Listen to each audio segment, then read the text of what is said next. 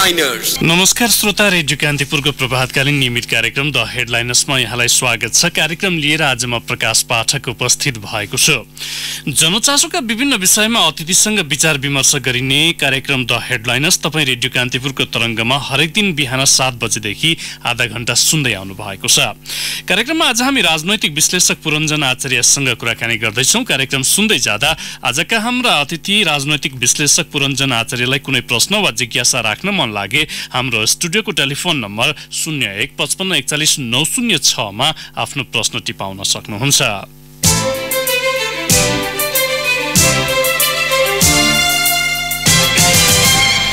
फरक हिसाबमा आन्तरिक विवाद बढ्दै गएपछि प्रमुख प्रतिपक्षी नेपाली कांग्रेस भित्र तीव्र ध्रुवीकरण बढेको छ। सभापति शेरबहादुर देउवाले आफू खुशी विभागको नेतृत्व चयन गरेसँगै विगत लामो समयदेखि असन्तुष्ट रहँदै आएको संस्थापन इतर पक्ष झन बिच्किएको छ। आसन्न महाधिवेशनलाई प्रभाव पार्ने गरी सभापतिबाट पछिल्लो कदम चालिएको भन्दै इतर पक्षले त्यसको सशक्त प्रतिवाद गर्ने बताइरहेको छ। प्रतिपक्षी कांग्रेसभित्र यो किचलो बढिरहँदा सतहमा देखिएको समस्या सत्तारूढ नेकपा भित्र भने केही घट्न थालेको छ। आजको कार्यक्रममा हामी यी र समसामयिक विषय पनि जोडेर छलफल गर्नेछौँ। छलफलका लागि राजनैतिक विश्लेषक पुरञ्जन आचार्य यति बेला हाम्रो टेलिफोन सम्पर्कमा हुनुहुन्छ। आचार्यज्यू नमस्कार, स्वागत छ कार्यक्रममा। नमस्कार। नेपाली कांग्रेस भित्र पछिल्लो समय सतहमा आएको विवादलाई चाहिँ तपाईँ कसरी विश्लेषण गर्नुहुन्छ अथवा यसले के संकेत दिइरहेको छ? अब यो कांग्रेस भित्रको विवाद नयाँ कुरा केही होइन। कांग्रेस भित्र सुरुदेखि नै मलाई लाग्छ लामो समयदेखि विवाद थियो छ। अहिलेको विवाद पनि चाहिँ नयाँ विवाद होइन। कांग्रेस भित्र 13औं महाधिवेशन पछि लगत्तै नै पार्टी संगठनमा कसलाई कहाँ कुन ठाउँमा राख्ने, महामन्त्री को बनाउने, कस्तो केन्द्र सदस्य बनाउने, कसरी चाहिँ विभागहरू गठन गर्ने, यी यावत कुराहरूमा चाहिँ सहमति नमिलेको कारणले गर्दा 4 वर्षदेखि सभापतिले विभागहरू गठन नगरेर बस्नुभयो। अब कांग्रेस यस बीचमा राष्ट्रिय स्तरको 3वटा निर्वाचनमा गयो, 3 तहको निर्वाचनमा भाग लियो, सबै हारो। विवाद त्यसमा झन् अलिकति बढ्यो। अब कांग्रेसभित्र के छ भन्दा अब पद थोरै छ, आकांक्षीहरू धेरै छन्। अब धेरै आकांक्षीहरूलाई चाहिँ अब कांग्रेसको विधानले पद सीमित गरिदिएको छ है।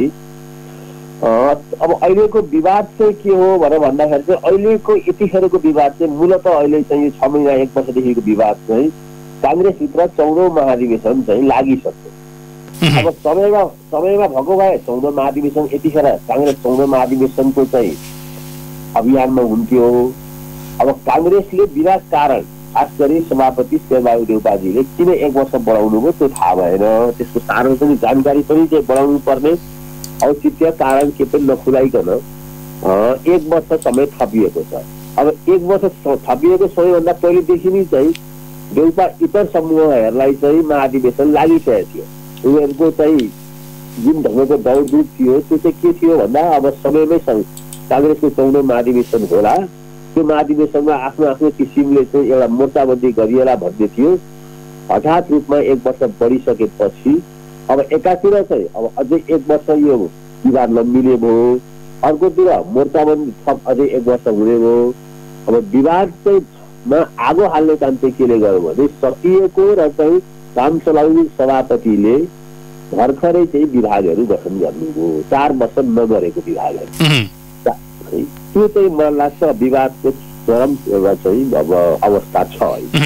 के पनि देखिन्छ भने इतर पक्षले जे कुरामा पनि अड्को थाप्ने नीति लिएका कारण यो समस्या भएको हो भन्ने पनि धेरै छन्। एक पक्षले त्यो पनि भनिरहेको अवस्था छ, अर्को पक्षले चाहिँ संस्थापन पक्षले केही गलत निर्णय गरेकै कारण इतर पक्षले चाहिँ यो अवस्थाको फेरि सृजना गर्नु परेको भनेर पनि भनिरहेको छ। यसमा केही तारतम्य देख्नुहुन्छ तपाईँ दुवै तर्कमा? होइन, दुवै तर्कमा केही सत्यता छन्, केही असत्यता छन्। अब जितिसकेको सभापति स्वाभाविक रूपमा आफूले काम गरेर फुरू कांग्रेस पार्टीलाई सशक्त बनाएको भए, संगठनलाई चलायमान बनाएको भए, संगठनले एउटा देशको मिसनमा काम गरिरहेको भए यसको इतर पक्षहरू सबै त्यसै हावा खान्थे। यो धेरै किसिमका चाहिँ बाख्राबाजीहरू काम लाग्दैन थिए। तर अब 4 वर्ष अगाडि जुन बेला अब पार्टी सभापति देउपाजीले जित्नुभयो, उहाँले त्यो बेलादेखि अहिलेसम्म कांग्रेसलाई काङ्ग्रेसको संगठनलाई, काङ्ग्रेसभित्रको विचारलाई, काङ्ग्रेसका रणनीतिहरूलाई कम्प्लिटली चाहिँ जुन ढङ्गले चलाउनु त्यो असफल भयो। त्यस कारणले गर्दा अब के हो भन्दाखेरि चाहिँ अब जित्न चाहिँ सभापति जितिसकेकोलाई चाहिँ काम गर्न अप्ठ्यारो पार्ने स्वाभाविक चलनै हो काङ्ग्रेसमा। यो कुनै नयाँ कुरा होइन। जसले जिते पनि, यो गिरिजाप्रसादले जित्दा पनि चाहिँ पार्टीभित्र रडाको मत के हो 52 महाधिवेशनपछि। अब के बुझ्नु पर्यो भने जित्नेले पनि अब सबै कुरा जितेको होइन, हार्नेले जति भोट ल्यायो त्यसलाई सम्बोधन गर्नु पर्दो रहेछ भनेर पार्टी एउटा चाहिँ समन्वयमा सहकार्यमा चलाउनु पर्ने हो। अब त्यो अवस्था, त्यो संस्कार काङ्ग्रेस पार्टीमा मात्रै होइन, देशभित्रै चाहिँ कुनै पार्टीमा पनि देखिँदैन। खास गरी काङ्ग्रेस र कम्युनिस्ट पार्टीमा मधेसवादीहरू पनि त्यो रोग सरिसक्यो। अब काङ्ग्रेसमा अझ खास गरी के छ भने जित्नेले काम नगर्ने, अनि मलाई काम गर्न दिएन, मलाई काम गर्नलाई चाहिँ अप्ठ्यारो पारो भनेर भन्ने चाहिँ एउटा यो बहाना लामो समयदेखि छ। शेरबहादुरजीको पनि अहिलेको चलन त्यही नै हो। अहिले चाहिँ के छ, इतर समूहले चाहिँ काम गर्न दिएको थियो र उहाँले विभागहरू गठन गरेको। यो कुरो 4 वर्ष अगाडि गर्न सक्नुहुन्थ्यो नि। अहिले पनि त, अहिले त झन् छैन। झन् 14औं महाधिवेशनको आफ्नो चाहिँ स्वाभाविक कार्यकाल सिद्धिसकेपछि उहाँले चाहिँ यो के काम गर्न दिएको अवस्था हो र? त्यो पनि होइन होला। त अहिले त उहाँलाई पनि के देखियो भन्दाखेरि चाहिँ उहाँले पनि पद बाँडेर, पदको चाहिँ के छ लोभ दिएर आमन्त्रित सदस्य विभाग गठन गरेर आफ्नो भोटरहरूलाई भन्नु पर्यो, अझ भोटरहरूको चाहिँ संख्या बढाउन थाल्नु भएको छ। अब यहाँनिर के पनि देखिन्छ भने पुरञ्जनज्यू, जस्तो हिजो जुन एउटा बैठक बसे नेता प्रकाशमान सिंहको चाक्सीबारी स्थित निवासमा, त्यहाँ चाहिँ इतर पक्षले जसरी भनिरहेको थियो, जस्तो निर्वाचनको आचार संहिता लागू भइसकेको अवस्थामा पनि महाधिवेशनलाई प्रभावित गर्ने गरी चाहिँ सभापतिबाट जुन किसिमको कदम चालिएको छ, यसले पक्कै पनि राम्रो संकेत दिएको छैन भनेर जुन किसिमको एउटा भोलि दिनहरुमा आफूले गर्ने निर्णयहरू अथवा त्यो चाल्ने कदमहरूका विषयमा पनि जसरी अवगत गराएका छन्, यसले चाहिँ भोलिका दिनमा केही अप्ठ्यारो परिस्थिति सिर्जना हुन्छ भन्ने आशंका अथवा त्यो सम्भावना देखाएको हो। त्यो चाहिँ हो।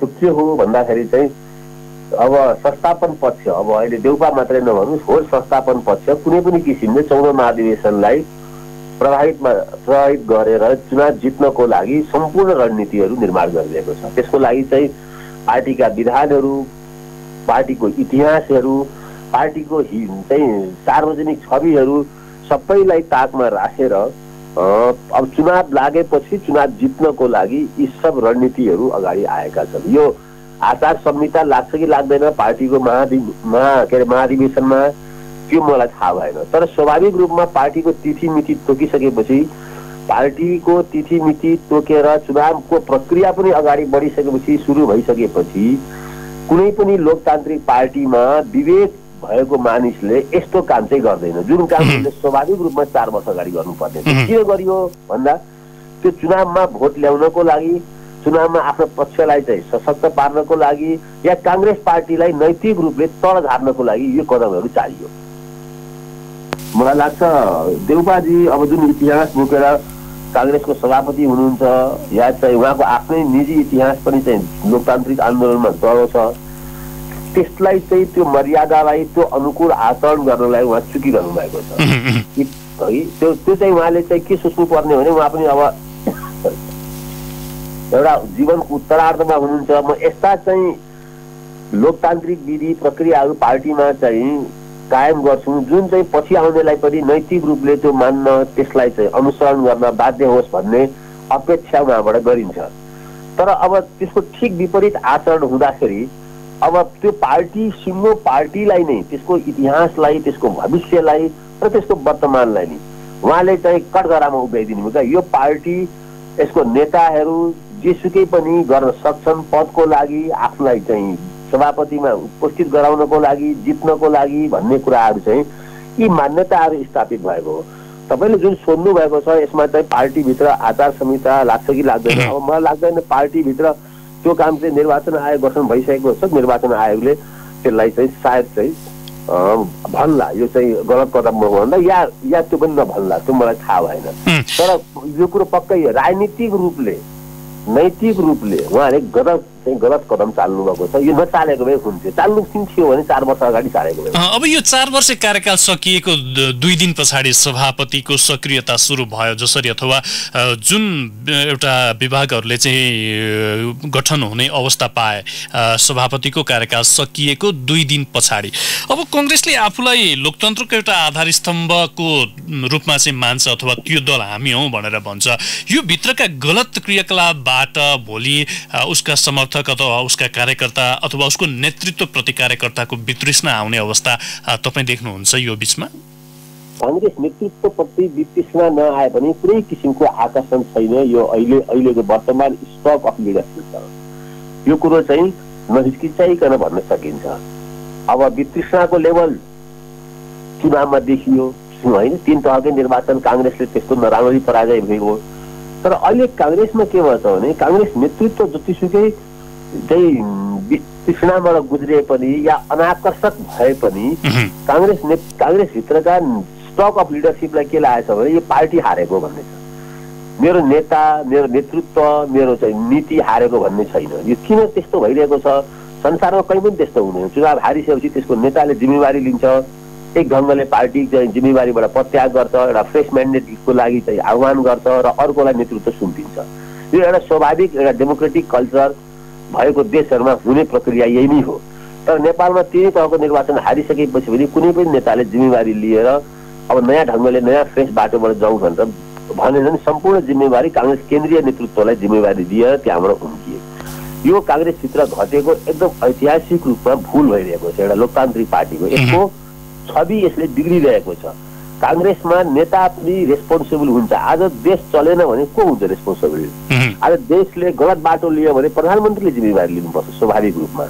आज देश दुर्घटनामा गयो भने प्रधानमन्त्रीले लिनुपर्छ भनेर कांग्रेसले पाठ सिकाइरहेको बेलामा पार्टी चलेन, पार्टी हारो, पार्टी पराजय भनेपछि पार्टीलाई नि सारा चाहिँ कलङ्कित पारेर नेताहरू आफू उम्किने काम गरे अस्तिको संविधान सभाको र 3 तहको निर्वाचनमा।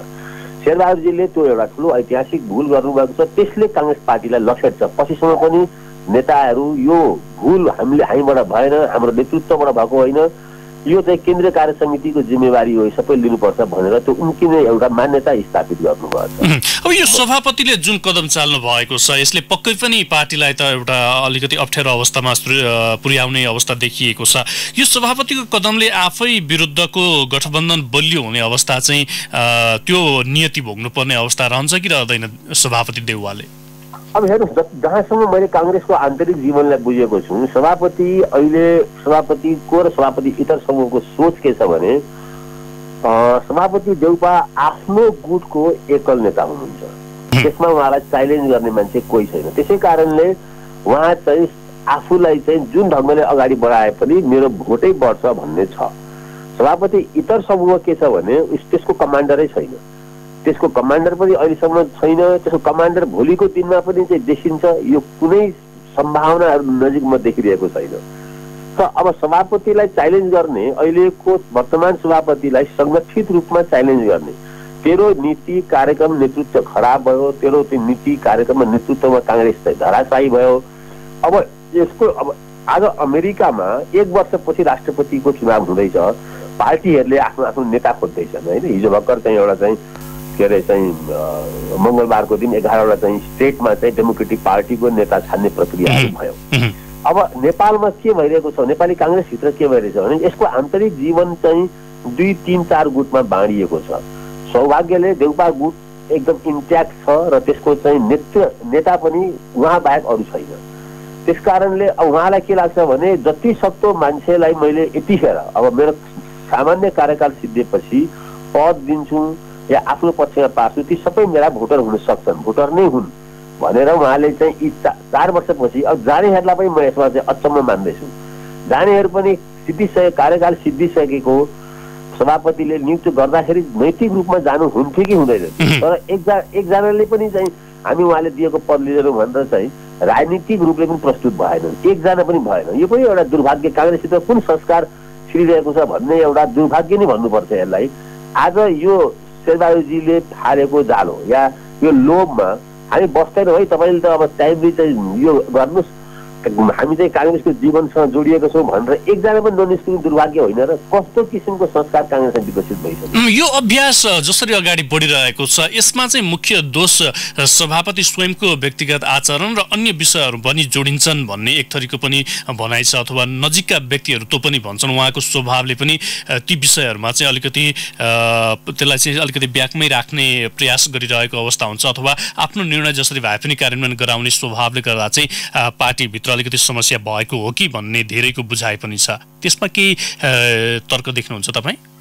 होइन छ, मलाई लाग्छ सभापति देउपा जनताको विचार या पार्टीका समर्थक शुभेच्छुकको विचारबाट पार्टी निर्णयलाई पार्टीको दिशा दिनको लागि चाहिँ अगाडि बढ्नु भएको छैन। आफ्नो एउटा घेराबन्दीमा बस्नुभएको छ, देश कता गइरहेछ, देशका युवाहरू कता गइरहेछन्, काङ्ग्रेस पार्टीलाई कसरी चाहिँ जीवन्त बनाउने, कसरी फेरि नेपाली जनतासँग जोड्ने, त्यतापट्टि भन्दा कसरी आफ्नो पद सुरक्षित गर्ने र त्यसको लागि आफ्ना समितिका मान्छेहरूले दिएको सल्लाह मात्रै उहाँ टिकिरहनु भएको छ।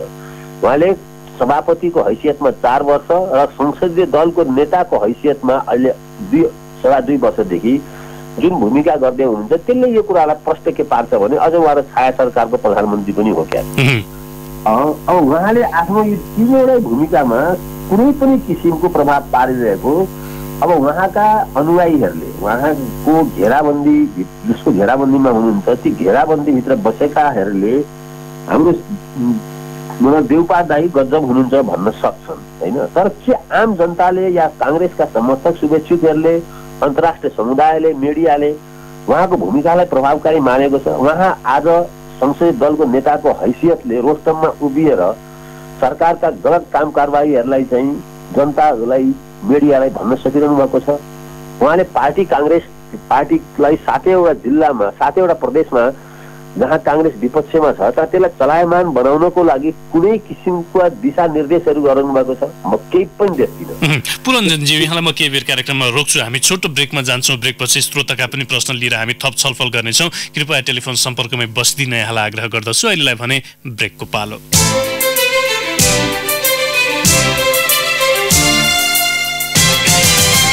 ब्रेकपछि पुनः स्वागत छ। तपाईँ रेडियो कान्तिपुरको तरङ्गमा कार्यक्रम द हेडलाइनर्स सुनिरहनु भएको छ। कार्यक्रममा आज हामी राजनैतिक विश्लेषक पुरञ्जन आचार्यसँग समसामयिक राजनैतिक विषयमा केन्द्रित रहेर कुराकानी गरिरहेका छौँ।